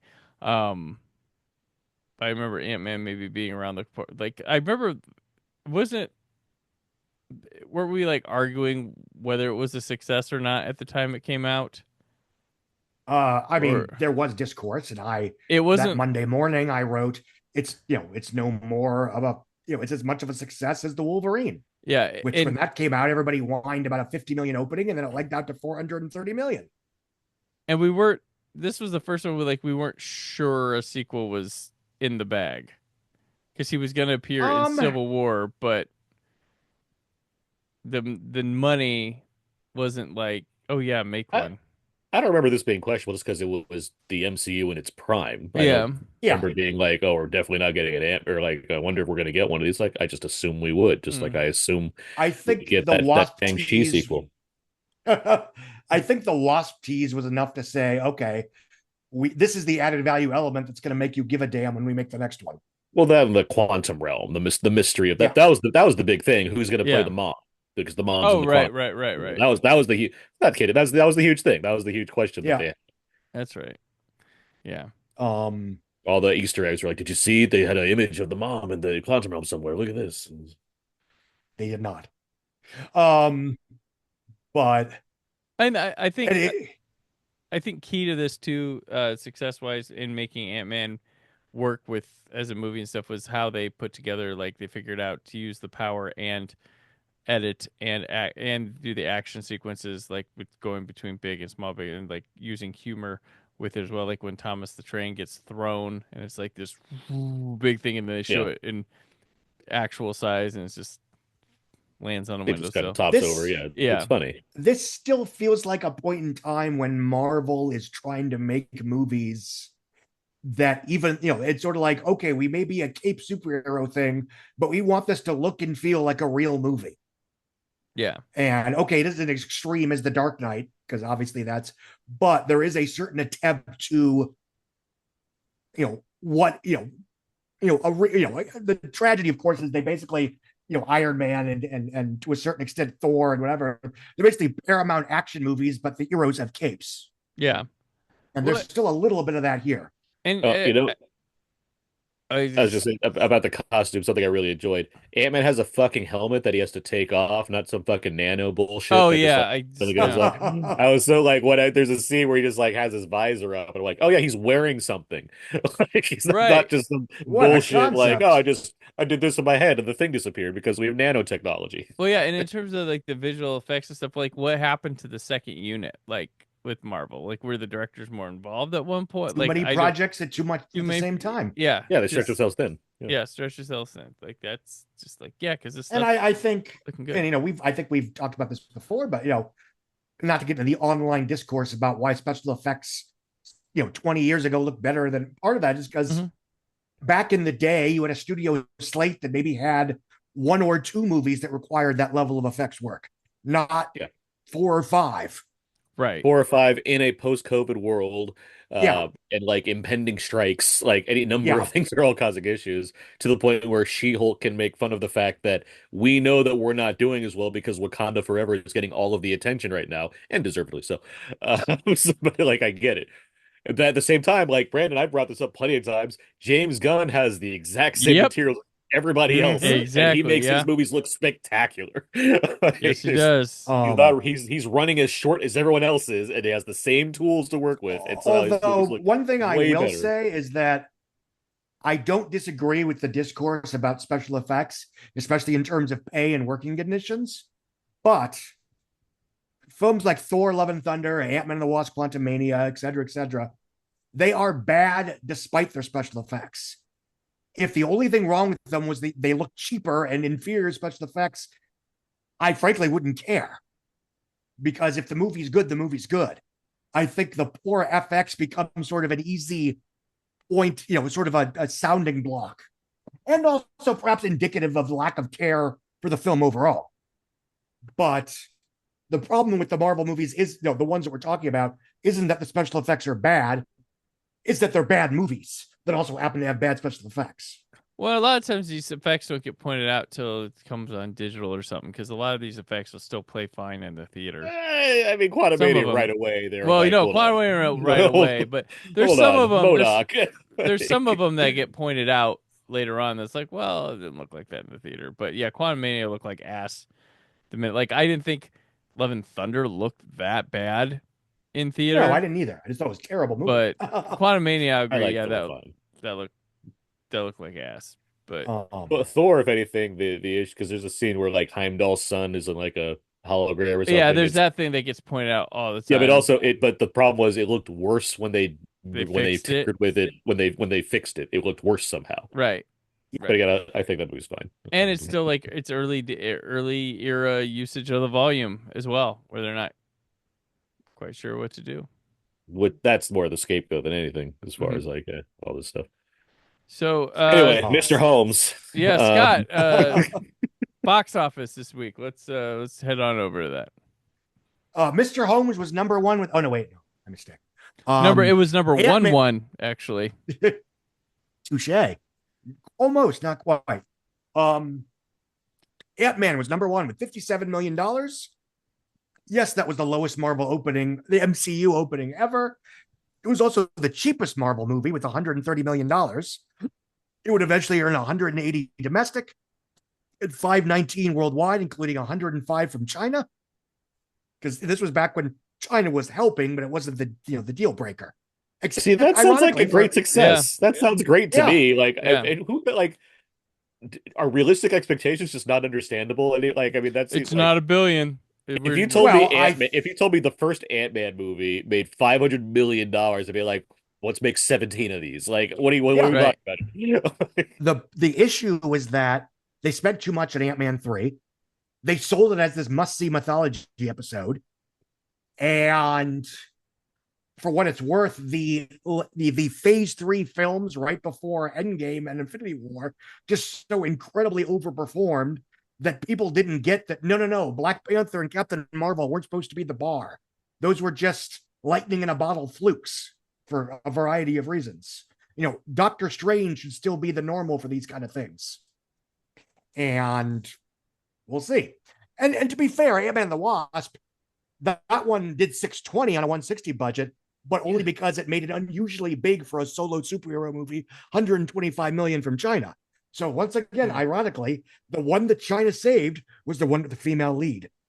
I also believe that they both, that and Captain Marvel, both had this is between and after like Infinity War, and it's like we need to we as an audience need to know what's going to happen next. We need to see these next Marvel chapters. Yeah, we have to. They're going to give us some hints because fucking Spider-Man died, and I got to know what's going to happen. Right, and of course they didn't.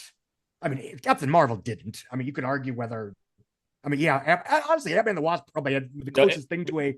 Scott, remember, I called that. Remember, we were right before we saw Ant-Man and the Wasp. I called that the post-credit scene would be. Oh yeah. After everything good happens, it'd be some sort of like super sad thing. Everyone's gonna get dusted. All this. That's exactly what happened. And it was actually a very grim joke that I appreciated.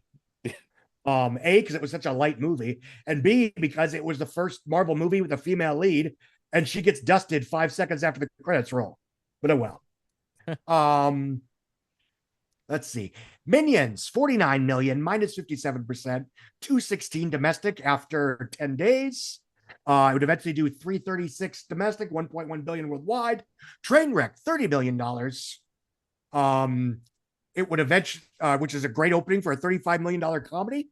Again, Universal did a great job through the duration of 2015 of taking these not a white guy big movies and selling them not as counter programming, but as A-level events. And we will get to another huge fucking example next month. Trainwreck would eventually earn 110 million domestic, 31 million overseas, 141 worldwide, which is very good for a $35 million comedy. Inside Out, 11.5, minus 35%, $306 million in a month. Jurassic World, still there, 11.5 million, minus 37%, $611 million after 38 days of domestic release. Once again, it would make more money here and abroad than the first Avengers. Movie that would not make as much as the Avengers, Terminator Genesis. Yeah. Genesis. Anyway, Terminator Art 5. $5.4 million, minus 61%. $80 million in 17 days. It's a bomb. Terminator and the Order of the Phoenix. Yes. Yeah. Magic Mike XXL, 4.5 million, minus 54%. 59 million in 17 days. Again, not as big as the first one, but it's a cheap movie and it did fine. I think it did like 120 worldwide or something on a 10 million budget, whatever. The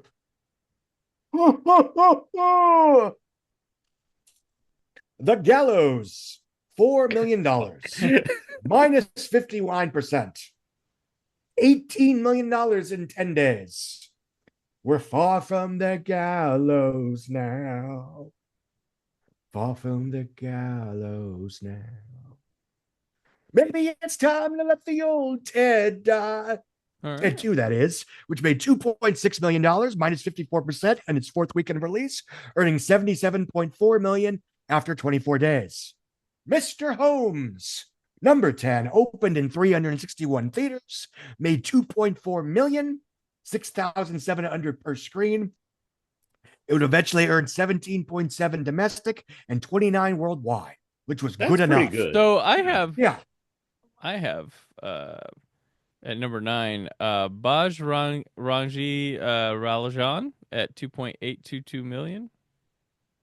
That one's 11 on me, but yeah, sure. All right. I went with the numbers. 2.245. Selfless dropped 58% in weekend 2. 2.2 million for 10 million in 10 days. Irrational Man would open in 7 theaters, earning $175,000 for a $25,000 per screen average. 4 million domestic, 27 worldwide, which I'll be honest, I don't know my Woody Allen box office, but that's pretty good for what I imagine. He was on more of a run in Paris. Yeah. Yeah. He had obviously Midnight in Paris was crazy. Well, and Blue Jasmine was in close proximity too after Midnight in Paris. So he was at the early 2010s is like a peak period for him. Mm-hmm. Not seen for a while as far as his popularity was going at the box office, which is good for him at the time as far as that goes. What weekend is what dates? What dates are this? June 17th through 19th. Yeah, June 17th. Or July 17th through 19th. Well, maybe those Bastille Day grosses for maybe that's what's running your guys' thing separately.